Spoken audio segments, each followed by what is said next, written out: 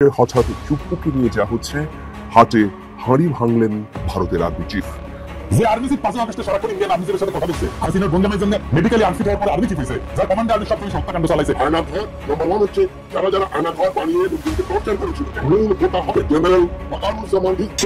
General নিজের বিবেকের কাছে যাওয়া একবার দুধ কলা থেকে সাপ পুষতেছেন আপনারা। সেনাপ্রধান তিনি এবার বেশ কিছু বিরোধী কথাবার্তা বলছেন, তবে কি এবার মোহাম্মদ ইউনূসের বিরুদ্ধে যাচ্ছেন সেনাপ্রধান ওয়াকারুজ্জামান? আজকের যে বাংলাদেশের জেনারেল ওয়াকারুজ্জামান, নাই তো ওয়াকারুজ্জামানের মতো ছেলে তো জেনারেল হইতো না।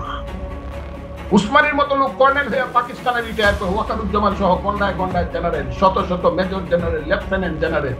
তাদেরকে আমি যদি জিগাই, ওই 7 বীর শ্রেষ্ঠ এবং আপনাদের ভাইদের রক্ত দেওয়ার কারণেই তো আজকে আপনারা বাঙালির ছেলে জেনারেল হয়েছেন, lieutenant general, major general, brigadier general হয়েছেন। আপনাদের মনে কি লাগে না? আসসালামু আলাইকুম দর্শক, নতুন একটা নিউজে আপনাকে স্বাগতম। প্রিয় দর্শক, সেনাপ্রধান জেনারেল ওয়াকারুজ্জামানের গোপন ষড়যন্ত্র নিয়ে পিনাকি ভট্টাচার্যের হাটে হাড়ি ভাঙার ঘটনা, সেনাপ্রধানের ভূমিকা নিয়ে দেশজুড়ে ব্যাপক আলোচনা ও সমালোচনা, সেনাপ্রধানকে নিয়ে ডক্টর ইউনূসকে সাবধান বার্তা দেওয়ার ঘটনা ও প্রেক্ষাপট নিয়ে করা আমাদের আজকের ভিডিওটি অত্যন্ত গুরুত্বপূর্ণ। ভিডিওটি শুরু থেকে শেষ পর্যন্ত ধৈর্য সহকারে দেখে একটি লাইক দিয়ে সবাইকে শেয়ার করে দিন। আমাদের চ্যানেলে নতুন হলে চ্যানেলটি সাবস্ক্রাইব করে পাশে থাকা বেল আইকনে ক্লিক করে রাখুন। আমাদের ভিডিওটি আপনি বাংলাদেশের কোন জেলায় বসে দেখছেন বা শুনছেন সেটি অবশ্যই কমেন্ট বক্সে কমেন্ট করে জানিয়ে দিতে ভুলবেন না। চলুন আর কথা না বাড়িয়ে ভিডিওটিতে একটি লাইক দিয়ে ধারাবাহিকভাবে আজকের বিস্তারিত খবরগুলো দেখে আসি। আমরা দেখছি সমস্ত অর্গানাইজ শক্তিকে বোঝা গেছিল, যেমন ধরেন বড় রাজনৈতিক দলগুলো, আর্মি, এরা আওয়ামী ফ্যাসিস্টদের আশ্রয় দিল। প্রথম আশ্রয় দিল আর্মি সারা দেশের ক্যান্টনমেন্ট গুলোতে, তারপরে জাতীয় স্থানীয় পর্যায়ে বিএনপি জামাত কিছু নেতা, এমনকি পুলিশ ডিজিএফআই নিরাপদে সীমান্ত পার করে দিল। আর্মির হেফাজত থেকে পালায় গেল লেফটেন্যান্ট জেনারেল মুজিব। কাউকে জন্য দায়ী করা গেছে? কেন করা যায়নি? ওয়াকারের বিরুদ্ধে কিছু বললে হুক্কা হওয়া শুরু করে দেয় ডিজিএফআই এর পেইড এজেন্টরা। ওয়াকারের জন্য নাকি ইন্ডিয়া বাংলাদেশে আক্রমণ করে নাই। খারান হাইশানি আমি না ঘোড়া থাকবো। ডিজিএফআই ভালো, খুবই ভালো। গোয়েন্দা ডিজিএফআই নাকি একাই গুণ করে না, আরো সবাই করেছে। এই ডিজিএফআই অত খারাপ না, ডিজিএফআই ভালো, খুবই ভালো ছেলে। সন্ধ্যাবেলা আত্মুখ দিয়ে করতে পারছে, তাই না? যে আর্মি চিফ 5 আগস্টে সারাক্ষণ ইন্ডিয়ান আর্মি চিফের সাথে কথা বলছে, হাসিনার বঙ্গমাই জন্য মেডিকেলি আনফিট হওয়ার পরে আর্মি চিফ হয়েছে, যার কমান্ডে আর্মি সবচেয়ে বেশি হত্যাকাণ্ড চালাইছে ছাত্র জনতার উপরে, যে শহীদের শরীরে বেধা 66% গুলি আসছে আর্মির অস্ত্রাগার থেকে। আমার কথা না, জাতিসংঘের কথা। সেই আর্মি চিফ ইন্ডিয়া থেকে বাংলাদেশ বাঁচাইছে। রে খোদা, আমার উঠায় না, নয়তো দড়ি ফেলাও, বায়া উঠে যায়। এই বয়ান যারা বলে তারা কার স্বার্থ রক্ষা করে? এই বয়ান যারা বলে তারা কার প্রেরণা? এই বয়ান যারা বলে তারা কার পুতুল? তাদের কি নাচায় আমরা জানি। ছাগল নাচে খুঁটির জন্য, আর খুঁটিটা কি সেটাও আমরা জানি। বাংলাদেশে হাসিনার পলায়নে সবচেয়ে বেশি ঝামেলা এখন কে করেছে? এটা বুঝলে আমরা সব রাজনীতি ফকফকা করে বুঝতে পারবো। সবচেয়ে বেশি ঝামেলা করেছে মোদী। আন্দোলন বিপ্লব দমনে পুলিশের পোশাকে অন্য দেশের নাগরিকদের থাকার প্রমাণ মিলছে। আন্তর্জাতিক অপরাধ ট্রাইব্যুনালের চিফ প্রসিকিউটর বলছে নিজেই। প্রমাণ, অনুমান না। তার মানে প্রসিকিউশন হাসিনার বিরুদ্ধে না, ভারতের মোদীকে এখানে মামলায় ঢুকাবে। মোদীর আরো সমস্যা আছে। বিএনপি সালাউদ্দিন সাহেবকে কিভাবে ঢাকা থেকে ধরে নেওয়ার পর ইন্ডিয়া পাওয়া যায়, সুখরঞ্জন বালিকে কিভাবে হাইকোর্টের সামনে থেকে অপহরণ করার পর ইন্ডিয়ার জেলে পাওয়া যায়। মোদীকে এটার জবাব দিতে হবে তো, ইন্ডিয়াকে রাষ্ট্র হিসেবে এটা জবাব দিতে হবে তো। হাসিনাকে তার দলের সব দুর্বৃত্তকে কেন আশ্রয় দিচ্ছে ইন্ডিয়া? আর কিভাবে বাংলাদেশের রাজনীতিতে হস্তক্ষেপ করছে সেটা আমরা জানি। হাসিনার অপরাধের সলিড এভিডেন্স পাওয়া গেছে জাতিসংঘ থেকে। আমরা করি নাই, প্রফেসর ইউনূস করে নাই, প্রফেসর ইউনূসের প্রশাসন করে নাই, করছে থার্ড পার্টি জাতিসংঘ। এইটার কোনো যদি কিন্তু নাই, এর সলিড এভিডেন্স হয় না। বাংলাদেশের আদালতে বেইজ্জতি, এটা মোদী ঠেকাইতে চায়। এইটা ভারত রাষ্ট্রের জন্য জরুরি। কিভাবে ঠেকাবে? একটাই রাস্তা আছে, প্রফেসর ইউনূসকে যত দ্রুত সম্ভব বিদায় দেওয়া। প্রফেসর ইউনূসকে বিদায় দিতে পারলে বাংলাদেশের সবকিছু আগের অবস্থায় চলে যাবে। এইখান থেকে পাইছে সাহস, আবার আগের গৌরব, আবার হেডং নিয়ে আমরা আসতে চাই। টাকা পয়সা তো আছেই, সবাই কিনে ফেলবে। বলতেছি না, সবাইকে বলতেছি, বাংলাদেশে ইন্ডিয়ান ব্যাগেজ নিয়ে রাজনীতি করার দিন শেষ। ইন্ডিয়ান ব্যাগেজ থাকলে আপনার রাজনীতির কোনো ভবিষ্যৎ নাই। আপনি যত বড় রাজনীতিক দল হন না কেন, কোনো লাভ নাই। পিনাকির আপনি হুতায় ফেললেও আপনি বাঁচবেন না। পিনাকি হুতে যাবে, কিন্তু আপনি বাঁচবেন না। বাংলাদেশের রাজনৈতিক বাস্তবতা আপনাদের ইন্ডিয়ান ব্যাগেজ নিয়ে রাজনীতি করতে দেবে না, ফুল স্টপ। প্রফেসর ইউনূসের প্রতি আহ্বান, আপনার এই অন্তর্বর্তীকালীন সরকার ভেঙে দেন, বিপ্লবী সরকার গঠন করেন। জন আকাঙ্ক্ষা সেটাই, বিপ্লবী সরকার থাকবে ততদিন যতদিন হাসিনার এই বাকি টার্ম আছে ততদিন। 5 আগস্টের পরে যে সুযোগ আমরা হারাইছিলাম, যে হারানোর সময় আবার ফিরে আসছে। এই মুহূর্তে আবার হারায় যাওয়ার আগে বিপ্লবী সরকার গঠন করেন। দেশের রাজনীতির গুণগত পরিবর্তন হয়েছে, তাকে ধারণ করেন। বিপ্লবী সরকার গণপরিষদের নির্বাচন দেবে, সবাই নির্বাচন করছে, দ্রুত নির্বাচন দিয়ে দেবে। বিপ্লবী সরকার গঠন করে 1 মাসের মধ্যে গণপরিষদ নতুন সংবিধান রচনা করবে। আপনারা নির্বাচন করেন সেখানে, সেই সময় বিপ্লবী সরকার সংস্কার সম্পন্ন করবে। নতুন সংবিধান রচিত হলে গণপরিষদ ভেঙে দিয়া সেই নতুন সংবিধানের অধীন নির্বাচন হোক। আপনারা সবাই উৎসবের সাথে সেই নির্বাচনে অংশ নেন। আমি ব্যক্তিগতভাবে চাই প্রফেসর ইউনূস জাতির নেতৃত্ব থেকে যেন তারপরে বিদায় না নেন। তিনি যেন রাষ্ট্রপতির পদকে অলঙ্কৃত করেন। তিনি আসলে অলঙ্কার হয়ে উঠবেন রাষ্ট্রপতি পদের জন্য। আমরা উনার অভিভাবকত্ব এত তাড়াতাড়ি হারাইতে চাই না। আমরা কঠিন জটিল সন্ধিক্ষণে দাঁড়ায় আছি। একদিকে ভয়, অন্যদিকে সম্ভাবনা। যারা সত্যকে বিকৃত করছে, ইতিহাসের নির্মম বাস্তবতাকে উপহাস করছে, তারা শুধু নিজেদের মানবিকতাই হারায়নি, তারা আমাদের ভবিষ্যৎকে হুমকির মুখে ফেলে দিচ্ছে। কিন্তু ইতিহাস সাক্ষী, জুলুম কখনো টেকসই হয়নি। জুলুম কখনো টেকেনি, জালেম কখনো টেকেনি। প্রত্যেকটা ফ্যাসিস্ট শক্তির শেষ আছে, আর সেই শেষ তারাই ডেকে আনে যারা সত্যকে মুছে দিতে চায়। আমাদের করণীয় একটাই, হাসিনা তার দোসরদের বিচার নিশ্চিত করা, রাষ্ট্রের ন্যায়ের ভিত্তি পুনর্নির্মাণ করা। আমাদের রাজনীতি কোনো আপোষের রাজনীতি হইতে পারে না। আমাদের লক্ষ্য একটাই, ফ্যাসিবাদের শেষ চিহ্ন মুছে ফেলা। আমরা জানি এই পথ সহজ না, বাধা আসবে, কিন্তু এই লড়াই শুধু রাজনীতির লড়াই না, এটা আমাদের অস্তিত্বের লড়াই। প্রফেসর ইউনূসের নেতৃত্বে আমরা একটা নতুন অধ্যায়ের সূচনা দেখছি। এই মুহূর্তটা আমরা হারাইতে পারি না। আমাদের সাহস হইতে হবে, সংগঠিত হইতে হবে। এই লড়াই শুধু আওয়ামী ফ্যাসিবাদের বিরুদ্ধে না, এটা পুরো সিস্টেমকে বদলে দেওয়ার লড়াই। এটা একটা বিপ্লবী আন্দোলনের ভিত্তি। আমরা একটা নতুন বাংলাদেশ গড়ব, একটা ন্যায়ের বাংলাদেশ গড়ব, একটা ইনসাফের বাংলাদেশ গড়ব, একটা মানুষের বাংলাদেশ গড়ব। ইতিহাস আমাদের দিকে তাকায় আছে। আমরা কি আমাদের সেই দায়িত্ব পালনে প্রস্তুত? ইনকিলাব জিন্দাবাদ। আয়নাঘর নম্বর 1 হচ্ছে যারা যারা আয়নাঘর বানিয়ে লোকজনকে টর্চার করেছিল। মূল হোতা হবে general Wakeruzzaman, is the commander in chief. তার ভেতরে গ্যারিসনে পশুর ক্ষেত্রে এই আয়নাঘর ছিল। তিনি মানে 500 গজ দূরে থেকে এটা জানতেন না ভিতরে কি হতো, খোঁজ খবর নিতেন। এটা তো অবিশ্বাস্য। সুতরাং আপনাদের মত চাই।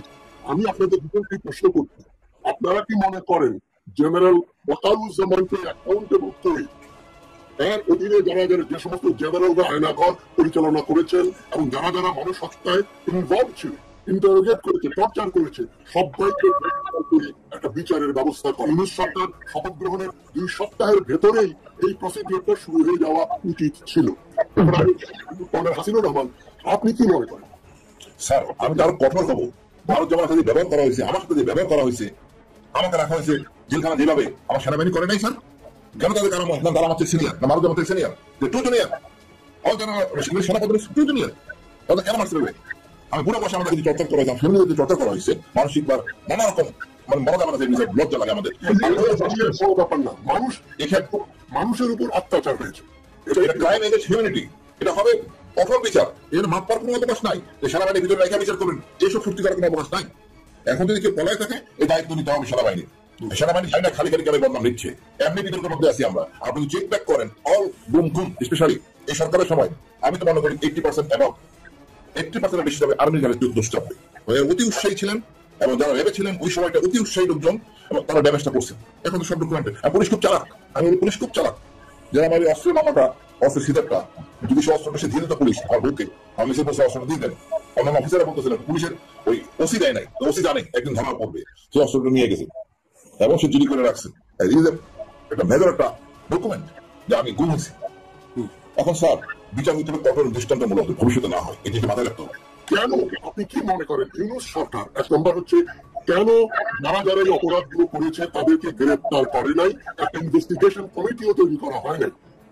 এতদিন কমিটি লাগার কথা না, প্রমাণ সবগুলো আপনারাই তো প্রমাণ।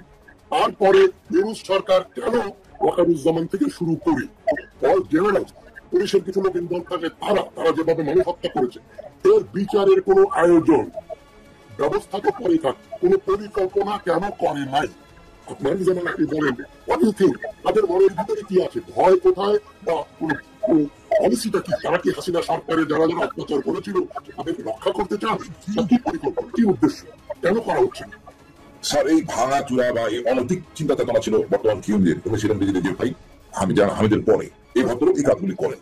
ওনার অন্য চেতনা আছে স্যার, যার জন্য এটা করেছেন। উনি চান নাই বিচার হোক, জেনারেল ফয়েজ উনি চান নাই এদের বিচার হোক, তাই রেখে নিয়েছেন স্যার। আর মাইন্ডসেটটা চিন্তা করেন স্যার, উনি চান নাই এই অসৎ অফিসারদের বিচার হোক। এই চেতনা যারা ধারণ করে, যারা ছিল, সবার বিচার হওয়া উচিত। নিশ্চয়ই। এবং আপনি কি মনে করেন যে এটা ঊর্ধ্বতন কর্মকর্তার অনুমতি ছাড়া করছে স্যার? নিশ্চয়ই, অবশ্যই। আমি মনে করি স্যার, যারা মনে করে আমি লুকোচুরি করে 18 কোটি লোককে জিম্মি করে গেছে আয়নাঘরের নাম দিয়ে, তাদেরকে কোনো ছাড় দেওয়ার কোনো অবকাশ নাই। যদি মানে আমি কি বলবো স্যার, আমার কিছুই বলার নাই। খারাপ লাগে, কেন মানুষের ধারণা করে এটা ভেঙে ফেলবো, লুকায় রাখবো। আপনি তো একটা অপরাধ করছেনই, ক্ষমা চান দেশের কাছে, তাও চান নাই। তাও তো নাই, র্যাব তো ক্ষমা চাইছে স্যার, র্যাব তো ক্ষমা চাইছে, ক্ষমা চাচ্ছেন না। ক্ষমা চাইলে হত্যা মামলা মাফ হয় না, ধর্ষণ এবং হত্যা। মানুষের একটা সহানুভূতি থাকে স্যার ক্ষমা চাইলে। করেন হাসিন, আপনি আপনার বক্তব্য দিয়ে আমি অনুষ্ঠানটা শেষ করছি। জনসাধারণের প্রতি আপনাদের কি পরামর্শ, আবেদন, তাদের কি করার? জনসাধারণকে বলবো যে যেভাবে ক্ষতিগ্রস্ত আপনারা নিকটস্থ থানায় আবেদন করেন। এটা আসলে নিঃস্ব বলি আলাদা বিচার করছে মেনে নেয়, এইটা উচিত আবেদন করা। সরকারের উচিত যেভাবে বিচার করছেন আপনি জামাতদের টাকা ঢালছেন ইচ্ছা মতো, প্লিজ একটা ফাউন্ডেশনের কিছু করেন যেন ওই লোকগুলি গ্রাম থেকে এসে যেন গাড়ি ভাড়া দিতে পারেন, একজন লয়ার দিয়ে দেন বা কয়েকজন লয়ার দেন তাদেরকে সাপোর্ট করার জন্য। সরকার কোনো উদ্যোগ নেই ব্যাপারে যে গুম খুন বিচার হোক। আমি মনে করি নারী সমস্যা হওয়ার কথা না। আর দেখেন স্যার, সবাই জানে আমি কি কারণে অপরাধী, আমাকে জেল দেওয়া হয়েছে বা কত রকম নির্যাতন। আজকে 6 মাস হয়ে গেছে আমি পেনশন পাই নাই। এরকম আমাদের সাথে বুঝতেছি না, আমরা আর কদিন বক্তব্য বন্ধ রাখবো? আর 15 দিন 20 দিন 1 মাস, তারপর তো ডাইরেক্ট প্ল্যান নেমে দেবো, নর্মালি আমার সবাই নামবো, দেখি তার কেন ফেস করে। তো বিরোধী দলের সঙ্গে আপনাদের কথা হয়েছে, বিএনপি বা অন্যান্য দল, তারা কি বলেন? ওনারা আছেন স্যার, আজকে দেখবেন, এর আগে তো ওনার কাছে বলবেন না। আমরা ইনশাল্লাহ যথেষ্ট, আমরা যথেষ্ট, আমাদের সাথে আছে ছাত্র নতুন প্রজন্ম স্যার, কোনো অসুবিধা নাই, ভারতের কিচ্ছু করার থাকবে না, ইনশাল্লাহ আমরা বিজয় হবো স্যার, আপনি দোয়া করবেন। আজকে উনাকে চিনতে আমার খুব কষ্ট হয়। উনাকে সকালবেলা আমার কাছে একরকম লাগে, দুপুর বেলায় আর এক রকম লাগে, রাতের বেলায় আবার আর এক রকম লাগে। আজকে একরকম দেখি, আগামীকাল উনি আর এক রকম।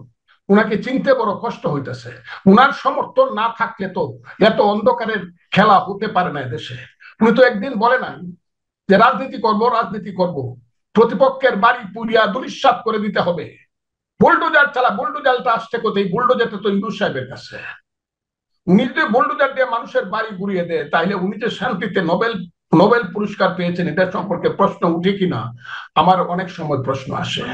উনি তো শান্তিতে নোবেল পেতে, শান্তি বুঝি মানুষের বাড়ি বুলডোজার দিয়ে গুড়িয়ে দেওয়া, মানুষের বাড়ি পুড়িয়ে দেওয়া, তার চেয়েও বড় অপরাধ করেছে উনারা বলে উনার সঙ্গে তার জবাবদিহি উনাকে করতেই হবে। কিশোরগঞ্জে সৈয়দ নজরুল, তাজউদ্দিন, মনসুর আলী, কামরুজ্জামানদের যে ভাস্কর্য ছিল সেগুলো ভাঙছে। আচ্ছা, সেটা আমি না হয় অনেক কষ্টে মেনে নিব, কারো কিছু ভাঙ্গা উচিত না, কিন্তু স্বাধীনতার 7 বীর শ্রেষ্ঠ সমস্ত ভাস্কর্য ব্যাংকে পা দিয়ে মারাইছে। এটার প্রতিবাদ তো ইউনূস সাহেব করে নাই, এটার প্রতিকারও তিনি করেন নাই। আবার যে 7 শ্রেষ্ঠ বীর শ্রেষ্ঠ, তারা তো সবাই সামরিক বাহিনীর লোক, তাদের আত্মত্যাগের জন্যই তো আজকে যে বাংলাদেশের জেনারেল ওয়াকারুজ্জামান, নাইলে তো ওয়াকারুজ্জামানের মতো ছেলে তো জেনারেল হইতো না।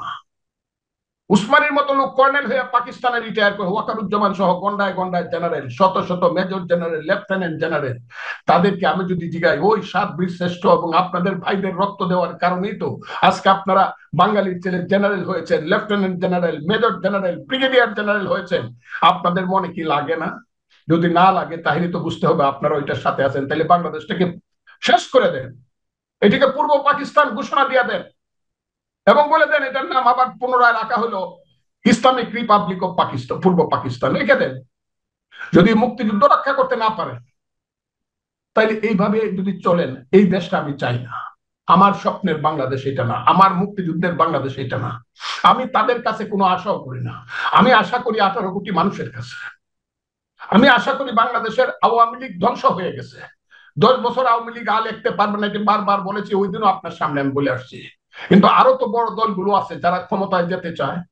ক্ষমতায় যদি বা দায়িত্ব যদি দেশের নিতে চান, তাহলে বাড়ি পুরার দায়িত্ব নেন না কেন? এই যে ধ্বংসের দায়িত্ব নেন না কেন? 7 বীর শ্রেষ্ঠ ভাস্কর্য ভেঙে ফেলা হচ্ছে, সেই ব্যাপারে কথা বলেন না কেন? তাহলে বলে দেন যে আমরা মুক্তিযুদ্ধের কোন পক্ষে আছেন, সেটা পরিষ্কার বলে দেন। আমি তো মনে করি বিএনপির মতো দল, যে দলটা আমি করি। বলবেন বঙ্গবন্ধু 32 নম্বর বাড়িও যে বুলডোজার দিয়ে গুড়িয়ে দেওয়া হলো, কিন্তু তাই বললাম, আমার কথা বঙ্গবন্ধুর বাড়িটা আমি অন্যভাবে নিব, বাহানা হিসাবে নিব। কিভাবে নিব? ওই যে আমি বলি শেখ মুজিব খুব খারাপ লোক, 6 দফা দিয়া অনর্থক বাঙালির মুখে ভাষা দিছিল, দিল্লি না পিন্ডি না ঢাকা, ঢাকা ঢাকা, পাঞ্জাব না বাংলা, বাংলা বাংলা। ওরা আমাদেরকে শোষণ করতেছে, সোনার বাংলাকে শোষণ করতেছে। কাজটা তো শেখ মুজিব বড় খারাপ করছিল। তা না হলে পাকিস্তানের সাথে আমরা থাকলে আদমজি ইস্পাহানিদের বড় বড় কারখানা হইতো, ওখানে গিয়ে আমরা কর্মচারী হইতাম, আমরা ওখানে গেটের দারোয়ান হইতাম, আদমজির নাতির সুন্দর গাড়ি দেখলে হাততালি দিতাম। আর পাঞ্জাবি ছেলেরা এসে আমাদের দেশের মেয়েরারে বিয়ে করে সুন্দর সুন্দর আমাদের বাগদা বাগদি বানাইতো।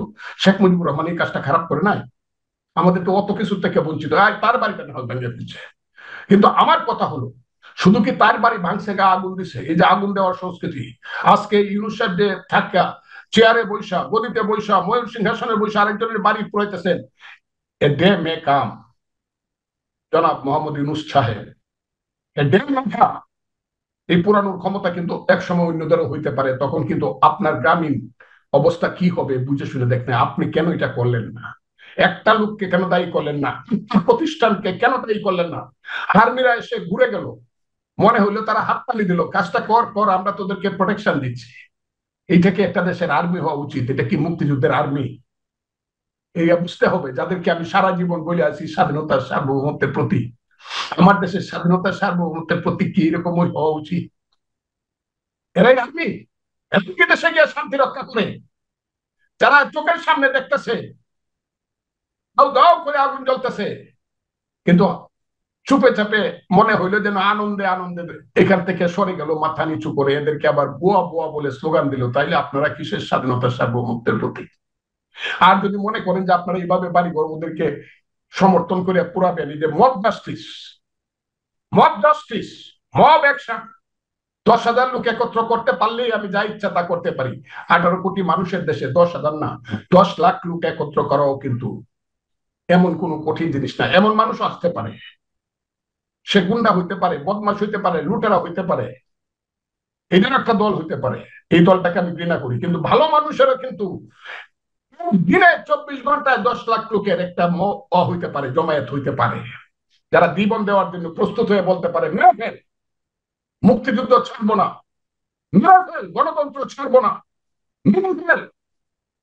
এই দেশে জঙ্গিবাদ প্রতিষ্ঠিত হতে দিব না, এই দেশে হবে গণতন্ত্র, এই দেশে হবে মানুষের পেটের কাপড়, শিক্ষা শেষে চাকরি, ছেলের হাতে গরিব মানুষের সন্তানের হাতে বই, পাখি সব পরের রাতি পড়লো, কারণে কুসুম কলি সকলে ফুটিল, রাখাল গরুর পাল লয়ে যায় মাঠে। এই দেশে আরো সাধারণ মানুষের ছেলেদের হাতে থাকবে কায়দা, থাকবে আলিফ দিয়ে দেশে, অথবা থাকবে সিভারা, থাকবে আলহামদুলিল্লাহ, আরো বড়দের সন্তানদের হাতে হয়তো বা এবিসিডিও থাকবে। সবাই মিলে আমরা একটা দেশ গর্ব, জ্ঞানে গুণে শিক্ষায় দীক্ষায় ত্যাগে তিতিক্ষা। এটা কি দেশ শিরুর সাহেব আপনার চোখের সামনে বানাচ্ছেন আপনি? যে দেশে মানুষ বুবা হয়ে থাকে 21শে ফেব্রুয়ারিতে কোনো কথা বলতে পারে না, যে দেশের মেয়েরা আপনিও বানাইছেন ঢাকা বিশ্ববিদ্যালয়ে হিজাব মিছিল করেন। এখন দেখলাম আবার সুপ্রিম কোর্ট এটা শুরু হচ্ছে, হিজাব যে পরে সেও আমার মা, সেও আমার বোন। আমার কথাটা শুনেন, হিজাব যে পরে না সেও আমার মা, সেও আমার বোন, যে শাড়ি পরে চলে সেও আমার মা বোন। সমস্ত মেয়েদের যার যার পোশাক পরার অধিকার আছে, অবশ্যই অবশ্যই সবার অধিকার আছে। এটা বাংলাদেশ, এটা বৈচিত্র্যের মধ্যে ঐক্য বাংলাদেশ। এদিকে দিল্লিতে গৃহবন্দী শেখ হাসিনা, ছাত্র জনতার প্রবল জনরোষের মুখে ভারতে পালিয়ে আশ্রয় না শেখ হাসিনার ফেরার সব পথ বন্ধ। কথিত নিরাপত্তার চাদর ভেদ করে অনুমতি সাপেক্ষে তার বসবাস, সব খোয়া গেছে, হারিয়েছেন সবকিছু। দাবি তাকে ফিরিয়ে এনে বিচারের মুখোমুখি করার। গঙ্গার পারে তারা যাকে আশ্রয় দিয়েছেন তারাও সন্দিহান, তিনি অনাহত, কেউ তার অপেক্ষায় নেই। এমনকি এতদিন যারা তার কথায় ওঠবোস করেছেন, ফায়দা লুটে করেছেন কারি কারি টাকার পাহাড়, তারাও মুখ ফিরিয়ে নিয়েছেন। শেখ হাসিনা বলতে যারা একসময় জ্ঞান হারাতেন, তাকে সন্তুষ্ট করতে যারা থাকতেন উন্মুখ, তারাও এখন তাকে এড়িয়ে চলছেন। যারা একসময় শেখ হাসিনার ধারে কাছেও ঘেঁষতে পারতেন না, পাত্তা পেতেন না, দলের অন্দর কিংবা বাহিরে, এখন তাদের লাইভে এসেই নানা কথাবার্তা বলতে হচ্ছে, হুমকির ফুলকি উড়িয়ে পাত্তা পাওয়ার চেষ্টা করতে হচ্ছে। উল্টো সেসব হুমকি নিয়ে তৈরি হচ্ছে মিমস।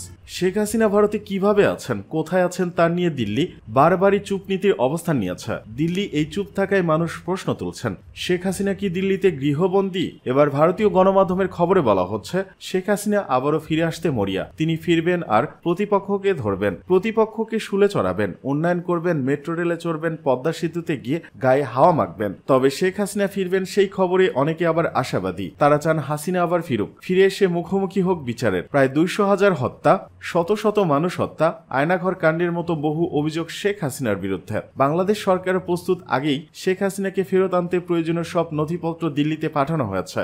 বারবার তাগাদা দেওয়া হচ্ছে দিল্লিকে, শেখ হাসিনাও আসতে চাইছেন, তবে দিল্লি কেন তাকে দেশে পাঠাচ্ছে না? জটিলতা কোথায়? অন্তর্বর্তী সরকারের প্রধান উপদেষ্টার পেশ সচিব শফিকুল আলম জানিয়েছেন, শেখ হাসিনাকে দেশে এনে বিচার করা অন্তর্বর্তী সরকারের মূল লক্ষ্য।